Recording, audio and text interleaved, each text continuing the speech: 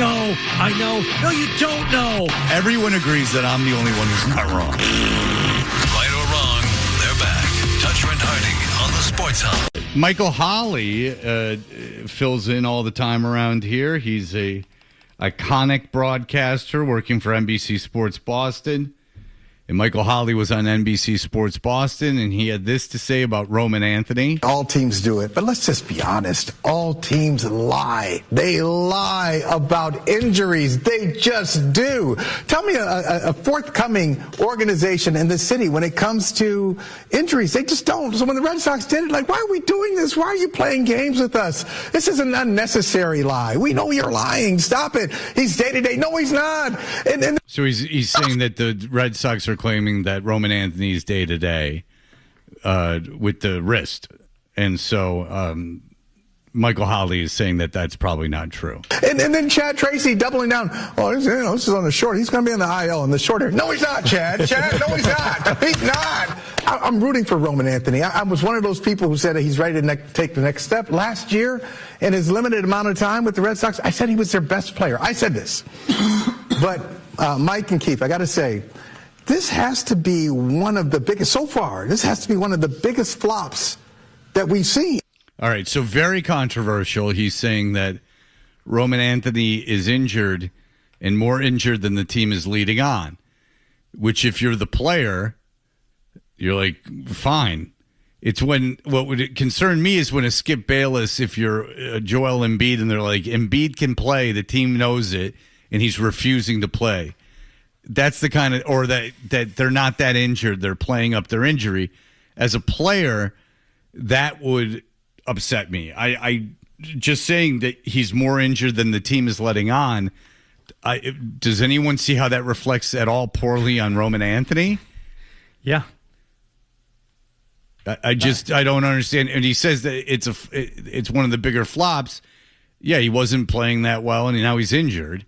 So it's a bit of a thud so far this season. Now we are not even in mid-May yet, and so there's plenty of time for him to get healthy and turn the season around. Not for the Red Sox as much as it is for Roman Anthony. You got three quarters of the season left. There's plenty of at-bats in front of you if you get back quickly. So, like, that to me, it would be something that I don't know who would be mad about that. Like, lying about an injury, who does that reflect poorly on?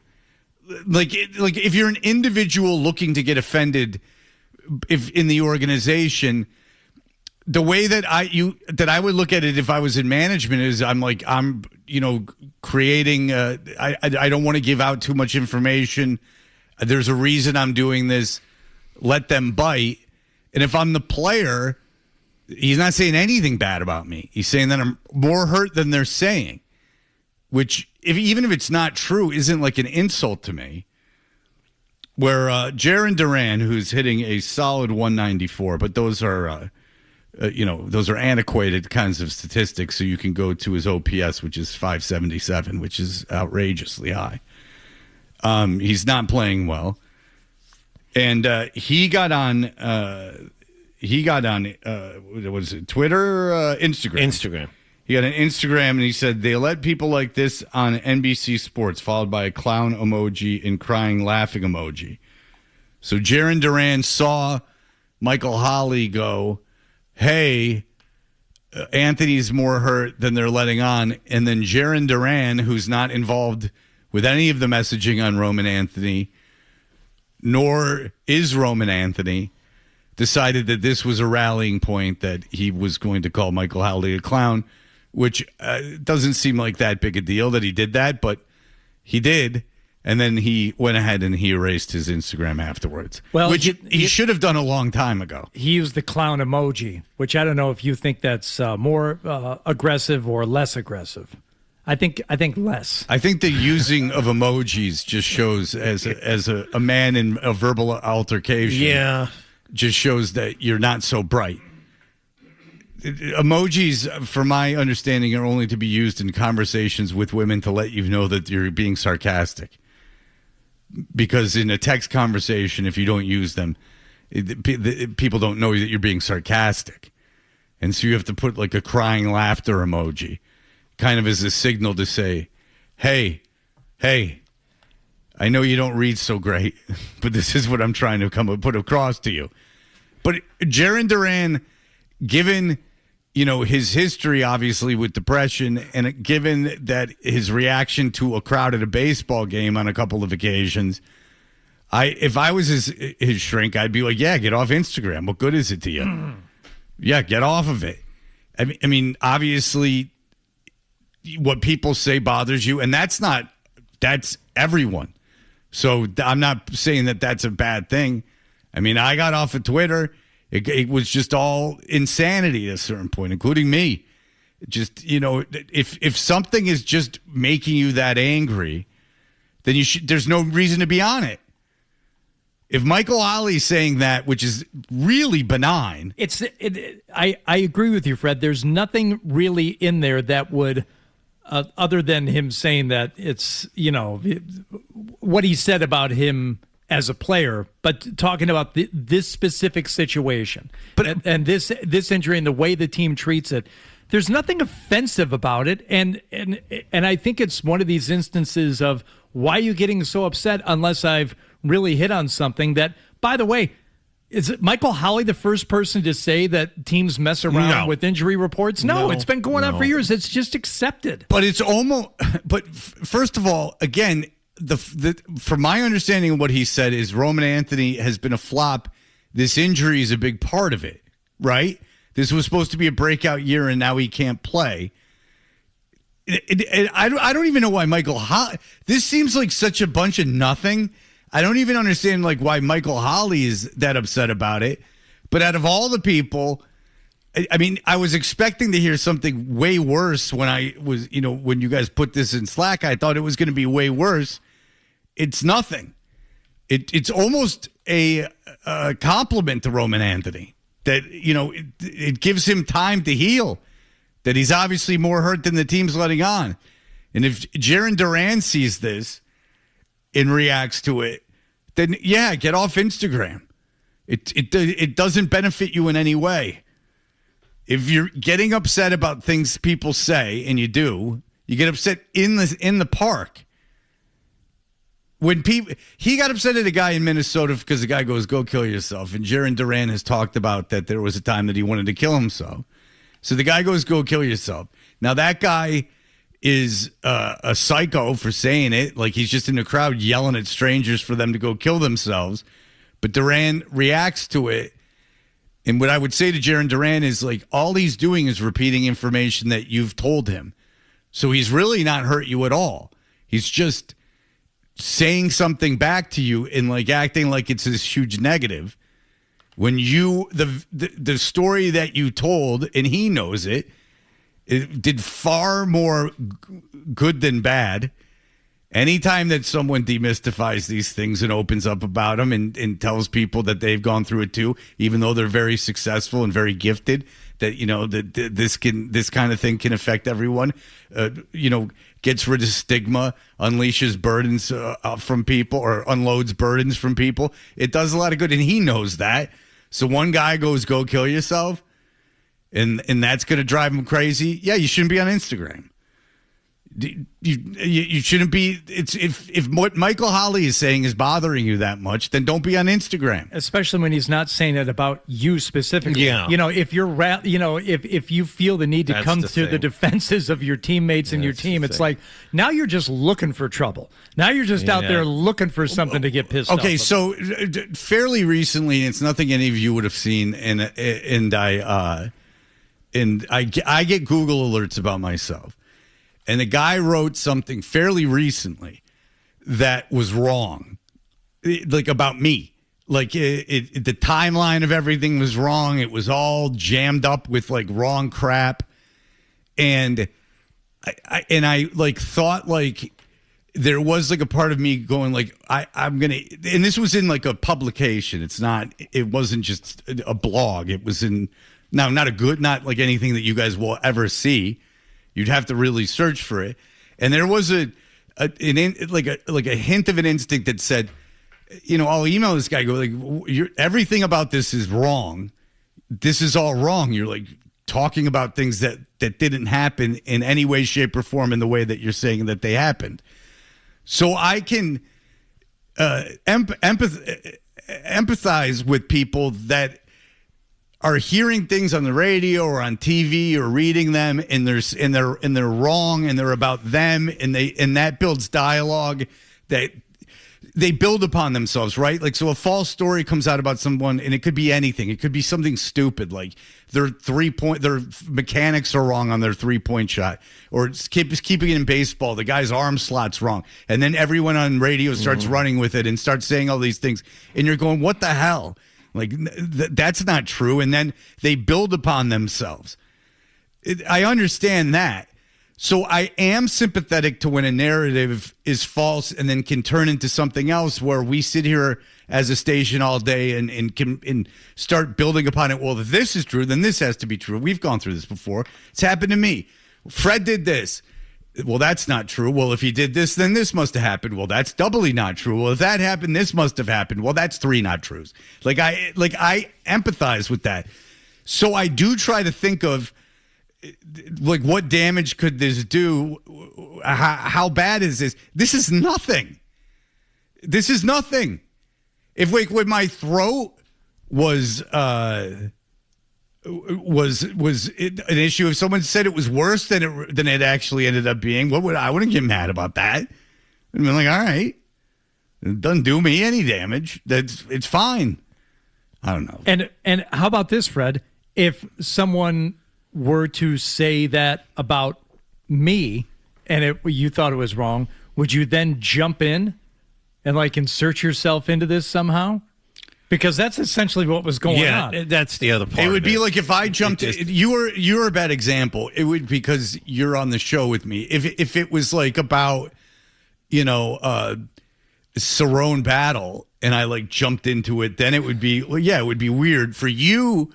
As my radio partner, I would look at that a little differently. It maybe feel some obligation, but right. Like, to defend you, I would feel some, like, sort of obligation to defend you if I felt it necessary.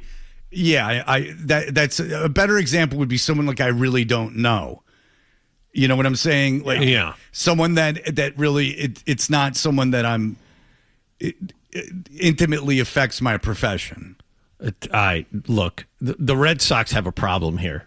One, Jaron Duran has been fighting his own demons this season. We've seen that on more than one occasion. But the other part of it is, in a baseball sense, he's not performing. So, and they need him. So there are a couple of things going on with Jaron Duran. One is far more important than the other. But I have to be honest with you. If I'm the Red Sox, I consider. Wait, what are the couple things? What's the one more important than the performance? The personality thing? He's the battling of his own demons. I think he has to get that part of his life straight. Yeah, but I think he has gotten that straight. Obviously, I don't think that he's as. I mean, whatever with that. It's just he's very sensitive, and that's not even a bad thing. He's just very sensitive, and that's not a terrible thing.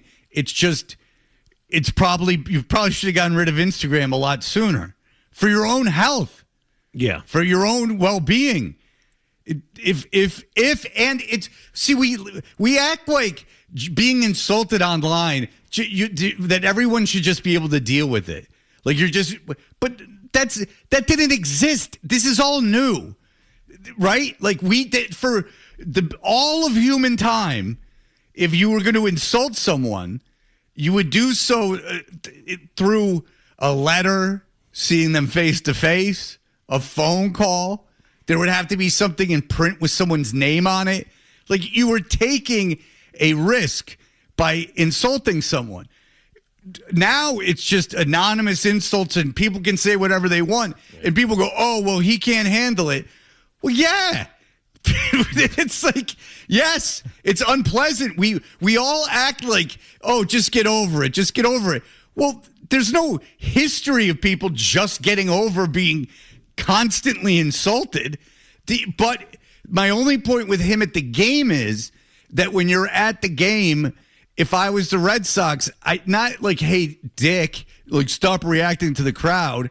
It would be like, let's try to get you into a place where while you're at the ballpark, you can kind of block out what people are saying for your own good. That's kind of where I was headed. Yeah, but that's what. Yeah, So that's just for your own good. But the idea that just because you're a professional athlete and you're I mean, he's no kid, but he's 29, and you get on your social media, I don't know if he's married or single, and you're sliding into DMs and you're trying to have fun, and there's a million people talking about you wanting to kill yourself and talking about all this stuff, and you're just supposed to be like, oh, that's great. No, it bothers you. Of course it bothers you. It bothers everyone. It's just if you react to it or not. So I would tell him, if I was his friend, I would be like, yeah, get the hell off of Instagram. That's different. You can get off Instagram. And then if I was the Red Sox while he's in the park, I wouldn't say these people like, hey, jerk off, you gotta be like, you gotta pussy, you gotta be able to take this stuff. No. I would say, though, you're feeding into this. If you can, just look at this as like put blinders on while you're in the park. Anything that happens outside the park, that's a whole different story. But while you're in the process of doing your job, just lock in and do your best not to hear the crowd. And there is a technique for it, and it's not unusual. It's something that's taught from high school on. Like, don't react to the crowd. Don't let them get to you. If anything, use it as fuel. Don't get into it. If a huge line is crossed, then that's a different story. And I've seen it happen at games.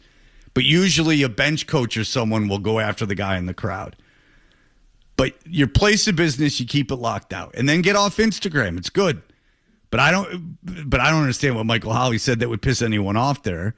I guess according to the article I have, someone on Twitter who I don't know and is being used in this article thought Michael Holley deserved a bunch of ridicule for saying that. What? Well, the good news is used in the article. I like when anonymous Twitters are used in articles as somehow evidence of news. Okay. The good news is the Jaron Duran burner Instagram is still active. Oh, good. And mostly this person just posts the lineup for the day. And that's good to give it that title then. That's it's good because that's what someone would do if where do I go for today's lineup? If you want to pass yourself off as the actual player, a lot of players post the lineup. Yeah, it's good. John makes a good point. Where could I find that pesky lineup? Yeah, well, when it's released. Oh, MLB.com. Oh, you don't amass dozens of followers on an account unless you do something clever like that. That was bad, too, is like when people were making like parody accounts that could have been funny, and then it just digressed into maniac shouting at the wind. It's funny. One day there will be a class taught in colleges about human nature and how Twitter became the way that it did. How it went from human beings communicating about real events and debating or whatever its lofty goals were supposed to be, just into a sea of just horrible schizophrenia and just mental illness everywhere. Awful. Really a good sign for humanity. That's how we all behave when left to our own devices. We just start going insane. Yeah. Literally insane. We start acting like we're in jail. It's just nuts. All right. And you know what I'm going to do? I'm going to spend my day trying to get someone in trouble. All right. We'll be back in just a moment. IYKYK, which obviously YD. Okay? Toucher and Hardy, mornings of the Sports Hub. Christopher Price. Hello, sir. Good morning, Fred. How are you? Very well, thank you. First of all, the big story with the Patriots, obviously, is the Rossini-Vrabel thing. How is that playing out, to your knowledge, down there in Foxborough? Is it an issue at all? Not at least so far. I've talked to some guys both on and off the record, and while they understand that it's a story, it's not within the building. It doesn't seem to be much of a story, at least at this point. Vrabel was on the field working with guys on Saturday when we were down there. He looked, he was bouncing back and forth between position groups and working with a handful of guys on both sides of the ball. So, look, right now, I don't think it's much of a story. That being said, if something else comes out, who knows where we're going to go from here. But at least within the confines of the locker room, within the, talking to the players, they don't see it as much of a story, at least at this point. Yeah, I wouldn't guess that the players were overly concerned about an extramarital affair, but news is going to continue to come out, and we were talking to Bert about this, is that people are going to go, oh yeah, I took a picture with Vrabel in 1992, and I wonder if Diana Rossini was in it, and stuff's going to come out, and Diana Rossini's a real wild card in this, because if she comes out and starts doing interviews, this brings us all up. So I'm fairly confident that when the season begins in the end of the summer and the preseason begins, that this is still going to be a story. How long as a beat writer, your job's different, does this whole thing, if information keeps coming out, how long does that become a factor for you as a beat writer, dealing with the team? If something new comes up, if something extraordinary, you talked about the pictures. I think that we've reached a point where we're going to continue to get, like you said, someone took a picture with Vrabel in 1992, and that's going to pop up, and that's going to be a conversation. I don't think that's necessarily going to alter the course of what's going on. I think, I don't think this is possible, but if something else comes up that might be out of the ordinary, like text messages or something like that, that might be incriminating to Vrabel, Rossini, the team, whatever the case may be. If they take it to that level, then I think things would change dramatically. But if we're just going to continue to see dribs and drabs of photos of Vrabel, buying his wife a sweatshirt in the airport, or, Mike and Diana renting a boat in Tennessee, I think that, Vrabel's job is secure at this point. Yeah. Well, yeah, I would think so. And so as a beat writer, does it have to affect the team and football operations for you to find it worthy of asking him about it? This is I don't even know what you've asked him, so that's not it. I'm just getting a read of the guys that cover it every day. Yeah. Do you look at it as it like this has to be affecting the culture or the team more than just a private story for you to get intimately involved in it in terms of asking questions? Yes. And it's important to remember that different outlets have different standards, and reporters have different objectives and, different kind of purposes when they're down there. But for my purposes as a beat reporter, if it starts affecting the X's and O's, if it affects the personnel, if it affects decision-making, then that's something that I would ask. I asked both Draymond Jones and Elijah Vera Tucker the other day about it as new guys, and they were talking about, he's just been straightforward with us. It's been okay. So I think that's when things would change for me. I think if there was new information that specifically related to personnel, X's and O's, wins and losses, what's going on the field, basically, for lack of a better term, then that's when I would kind of start to step in. Well, I bet you Vera Tucker is pissed. He left his solid foundation of a team and went to this chaos that he's welcomed himself into. I mean, he had a good thing going and he blew it. He was talking the other day too about getting a chance to make the playoffs for the first time in his career after 4 years in New York. That's right. Yeah, well, that's what everyone who leaves New York thinks about. So it's not affecting Vrabel from a physical standpoint. He's out there mixing it up with the rookies, getting out there. This is something that they seem to be receptive to, that the players, some of them who spoke said, yeah, this is kind of neat, having a head coach out there, putting the pads on with them. Did you follow up with any of those guys afterward, Chris? Yeah, they like that. I mean, it's like the rest of the guys on the roster. They enjoy when a coach gets out there and kind of mixes it up with them too. And look, they're rookies, so they don't know what they don't know yet. They're literally just learning how to put the pads on and find the practice field and all of that. And so you take that into account when, guys are at this stage of their professional careers. So, yeah, they enjoyed it. They enjoy being coached by Vrabel. The Vrabel that they know is the one that they saw on TV last year taking the team to the Super Bowl. So that's their experience with them, their experience with him, and that's been their experience so far when it comes to their overall development. I found it interesting that, and again, I understand it's rookie minicamp and there is a long way to go, but they had their first-round draft pick at left tackle and not right tackle. Yeah, and they had Crownover over on the right side, which I think makes sense when you talk about Crown. I mean, Crownover's a right tackle. He's got the size, the technique, the footwork, all that. The best possible course of action for those two guys this year, at least when you talk specifically about 2026, is to see Lomu as your backup / swing tackle, and Crownover is basically going to become Thayer Mumford. If you remember what he did last year, those jumbo packages, the extra tight end, he's a little bit more athletic as a big guy. So it all may change. As we get in here, OTAs, I think, or the first OTA practice that we see is on the 27th, and we're all going to breathlessly report if, Caleb Lomu's taking reps at left tackle ahead of Will Campbell. But right now, I think that's the best course of action for this group. Lomu is your backup / swing tackle, and then Crownover as your extra, tight end guy in those jumbo packages. I only have one other question, and it's not just you. It's Mark Daniels. It's everyone. What is the need to continually bring up Efton Chisholm when you report on any kind of rookie mini camp? You know what?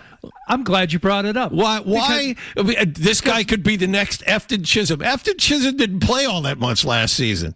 Well, it's better to be the next Efton Chisholm than the next Bam Childress. Put it that way. Yeah. Or Brian Timms, or I get that, but Bam still. Childress is a real cautionary tale. John, he's just the latest example. He's just the latest guy. I think that's when, I'll say this, when I write that, he's just the latest example of an undrafted free agent who kind of maximized his opportunities and made his way onto the 53-man roster. Next year, we could be talking about, hey, this guy's the next Kyle Dixon, for example. So he's just the latest guy. I don't think that there's anything in particular, specific to Efton Chisholm. He's just the latest example. Do you think you're doing him a bit of a disservice, though, Chris? Like maybe he aspires to be more than the next Efton Chisholm? Exactly. Yeah, I think there's something to that. I do. I think there's something to that. And for what it's worth, I think Kyle Dixon looked impressive the other day. And look, it's we said this before. It's the really super early stages of their career. But Kyle Dixon, there's a handful of guys out there. I thought Baron Morton played pretty well for being the only quarterback out there. He's not going to challenge Drake May, but I think that in those circumstances, he was the only guy in the field for 11 and 11s. Ball didn't hit the ground when he was going through his rotation. He found a bunch of guys. So there's just, it's all about development at this time of year. Okay. So real quick, a few quick questions. Efton Chisholm's not guaranteed to be on this team this year. That's what it sounds like, yeah. No, he's certainly not guaranteed. No, I would guess, especially with the A.J. Brown situation coming up. Just with the new tackle, the new first-round tackle, and Will Campbell, is there a physical difference between the two of them that you can see? Just Lomu. Is he like a bigger guy? Like, do you see a physical? I know that you haven't seen him back to back, but just from what you've seen, is he like a larger individual? Not dramatically. Okay. There's probably, I think Lomu's a little taller. Lomu's 6'6", and so you get a little bit more leverage that way with the height, but I don't think that there's an overly dramatic difference in size. Crownover is a guy. Crownover, you see it with him. I mean, Crownover's a big guy. Crownover's the same height, but just physically bigger, like longer arms, bigger chest. He looks like a tackle. He looks very much like a tackle. That's not a guy, how Elliott was talking after the draft that, hey, Lomu could transition inside to guard. Maybe he's got a little bit of versatility. Crownover is a tackle. So I think that's, when you talk about size, they're probably roughly the same in terms of just overall, skill set. Okay, and you wrote a long article about, or not long, you wrote a piece on Morton, the kid from Texas Tech. Texas Tech was pretty good. He was their quarterback, undrafted, or no, they drafted him. Drafted him. So, how did he look to you? You just mentioned he looked pretty good. Does he have a chance of making the team and being on the active roster? He is going to take 16 inactives if all goes well for him. He should be on the roster. He might be a practice squad guy. I don't know, but he did enough on Saturday to catch my eye. Again, the fact that he was the only quarterback out there, he took every rep. He talked about maximizing his reps, and I thought he did a really good job with that. Had a nice pass to Kyle Dixon, nice layered pass. He comes from a spread offense, and so that transition is going to be really, I think it's going to be a little dicey for him. But what we saw on Saturday, given his history, given the fact that this kid also worked his way back from shoulder issues, he worked his way back from a knee injury. He's actually 7 months older than Drake May because he played like 6 years of college football. And so I think that's working to his advantage. The fact that he's been around a little bit, he's kind of gotten dinged up and is aware of, how to succeed at a relatively high level of college football. So yeah, I think he played well on Saturday, but hey, who knows? We'll see moving forward. All right. Well, listen, Christopher Price, good information as always. Read his updates on the Patriots and the Boston Globe. Thank you, Christopher. Thank you, Fred. Take care, guys. All right, appreciate it. We'll be back in just a moment. Here are the headlines. Big show on the way. Need a little help getting started in the morning? It's very dangerous. They've got the experts. So, no. Toucher and Hardy. No. On the Sports Hub. I was on the plane flying to Detroit. You know what I watched? What's that? Draft Day? Devil Wears Prada. Oh. I'd never seen The Devil Wears Prada. It's a good movie. I don't think The Boss is that bad. It's based on the book. It's based on a girl that worked for Vogue. Condé Nast, the lady that puts on the Met Gala. I didn't think The Boss was that bad. You don't think Meryl Streep is a reprehensible person in The Devil Wears Prada? I expected way more from her than what I received. Like, one of the big things was she threw her coats on the desk. Like, she wasn't nice, but I didn't think she was the devil. The only thing that she asked of the woman that I thought was insane was getting the copy of Harry Potter beforehand. How about getting her flown out of Miami during a hurricane and trying to get her on a military plane? I know people that are assistants of people far less famous than the editor of Vogue who've asked for similar. The demands of people that have personal assistants are pretty out there and almost childlike in their demands. So from what I've seen from people that have been assistants to less powerful people than the woman that runs Vogue, none of it seemed overly surprising. Like, there's a hurricane, get me out of Miami is not unfamiliar stuff. I can put it that way. No, I think a lot of that is it's based in fact. These are things that actually happen with this woman. But far less important people than the editor of Vogue I've heard ask for. How about get me out of a war zone during a war like that I've voluntarily flown into? Like, I don't understand why it's difficult to get me out of here. I've heard that. So, no, nothing that Meryl Streep did seemed, aside from get me the Harry Potter stuff. Because if you never saw The Devil Wears Prada, she wants the assistant get her kids a copy of the Harry Potter book, and she goes, I'll go down and get it now. And she goes, no, they want to know what happens in the next one. It hasn't been released yet. If you don't get it, you're fired, which, of course, is ludicrous. And I don't think that most likely happened. It probably seems like it was something. It was just a way to illustrate a series of outrageous tasks that she was asked to go about doing. Did it make you uncomfortable the way she spoke with her subordinates and the way she treated them and the way she received their ideas and dismissed them?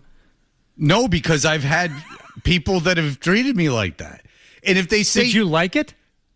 No, but the thing is that if the job is, which is the way the movie said it, you do this for 1 year and then you write your own ticket.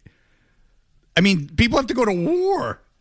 I mean, no, I thought she was going to be way, way worse. I thought it was going to be like really demeaning and mean and like insulting and swearing at him and hitting him and stuff. Okay, so part of this is the fact that it is a woman. Now, you ever seen the movie? See, I think women should have all the power. Oh, Jesus. There's nothing like a strong woman. Oh, my God. My agent's a woman. My doctor's a woman. My lawyer's a woman. Of course, yes. That's true. All of that's true. That is true. I'm saying, I just said that. Yeah, you did. But I think people might not pay attention because it's you. I wanted to double down on it. You're also on record for saying you wish you knew what it felt like to be a woman. No, in some cases, I believe. No, I don't remember that. No, Oh. we're not. That office. Powerful women. And the boss, the devil that they said, she had 2 girls and that's what she cared about the most. All right, I won't do it. I know it's going to drive him crazy. Hardy doesn't like when I do the character that's a man who's very sympathetic. Nobody does, to women. and Adam 12 only likes it because it makes me uncomfortable. That's correct. But nobody that's likes that character. Oh, you don't think it's a home run? No. Oh, because I was under the impression it was great. I would do it all the time if it didn't bother you. I think you would. I think you think there's something there, and I'm here to tell you there's nothing there. There's nothing there with that character. Well, there is. It annoys you. So at least I've accomplished something with it. Go ahead. There's a Kevin Spacey movie called Swimming with Sharks where he plays a Hollywood agent, and he treats he touches their penises under the assistant. table. I mean, it is that level of like physical abuse and demeaning things that is. I think that's what you were expecting. Yeah. But they couldn't have a woman do that because it's either not believable or it's way too much. They had to make it more like psychologically demeaning. Okay, so I went through a phase where I was like kind of obsessed with Condé Nast of the 80s and 90s because Condé Nast owned Vogue. Like it was a guy, he inherited like this newspaper empire from his father. He started magazines. You could go to the window and get a 0 interest loan. They would just hand you a 0 interest loan. So like if you wanted to buy an apartment in Manhattan, you could go, I want, $700,000 and they go, okay. And they would just give it to you. The expense accounts were like a sport. The lifestyle of, cause they owned Vanity Fair, Vogue, like these crazy upscale magazines. And, Vanity Fair put on that Oscars party. Like it was just the excess in money being thrown around there were insane.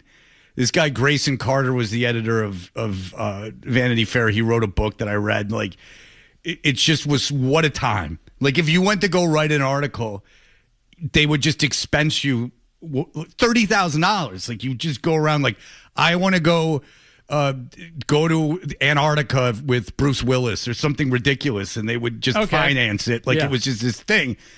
So, like, the stories from that time, I expected way worse. Let's just put it that way. The devil was not so much a devil. I sympathized with Meryl Streep. Yeah, you probably like the way she handled business. I didn't think it was the worst thing in the world. If you said you have this opportunity that for a year you got to eat crap from this woman. I thank my maker that you will never be a boss. You will never be in charge of people. Why? Ever. You don't think so? You don't think I have a second act where I become a big boss? Yeah, well, unless you start your own company, and that's going to require way too much work, and you're not going to do I've made that. it very clear I'm not starting my own company. I've told my agent that a million times. Yeah. I'm like, I'm not getting into that whole shenanigans. Yeah. No, I work for someone else. That's right. Yeah. And that's the way it always should be. Yeah, oh yeah. Yeah. You want to start your own? Well, you'd be better at it than me. You could probably do it.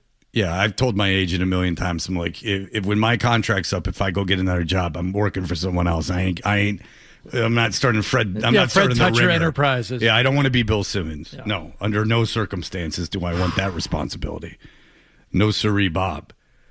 I'll work for someone else. But no, I didn't think the devil was that bad. So if I take Zoe to see The Devil Wears Prada 2, they better up the meanness. Or I'm not feeling it. But in all seriousness, do you think it's because I'm not going to do the character? Do you think because they couldn't sell it to women if she was actually like really mean? I think just in life, I think women should be allowed to be more demeaning. You know what? I'll double down on what you said, Fred. I think women, we should live in a society where women can physically assault people and not be looked down upon. You realize that it's not, I wasn't looking for physical assault. I was just thought she'd be meaner. Like, I'm not joking around. I thought I was like, big deal. She asked for one outrageous thing. I really don't know how she could be meaner. She threatened to fire her, which is all you can really do as a boss, if she didn't accomplish these outlandish things. There was only one outlandish thing, which was the Harry Potter thing. I've heard worse asks than get me out of Miami in a hurricane. I've heard about them. It's just kind of standard operating procedure. Assistants make hundreds of thousands of dollars. Like Howard Stern's assistant, you saw it, had the opportunity to make about $400,000. Yeah, these people are insane. When you get rich and you get that air of entitlement, you pay someone a ridiculous amount of money for the job that they're doing in order for them to handle the most mundane tasks that you could easily do. They really become children. They don't. Not allowing Emily Blunt to go to Paris just because she was sick. That was terrible. Yeah, that really did make me feel awful. See? That you're really sick and you can't go to Paris. Oof. Like, tough. All right. She hung around too long, too. She should have taken another job. Emily Blunt was in that position for far too long. All right, we'll be back. And there you go. Sports Talk Radio talking about The Devil Wears Prada. Go complain online. All right, we'll be back in just a moment.